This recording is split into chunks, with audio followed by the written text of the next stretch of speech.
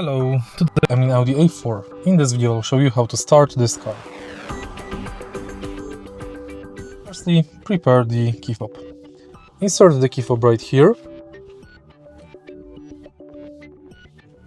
Now press brake. Now press the key fob inside. And it's done.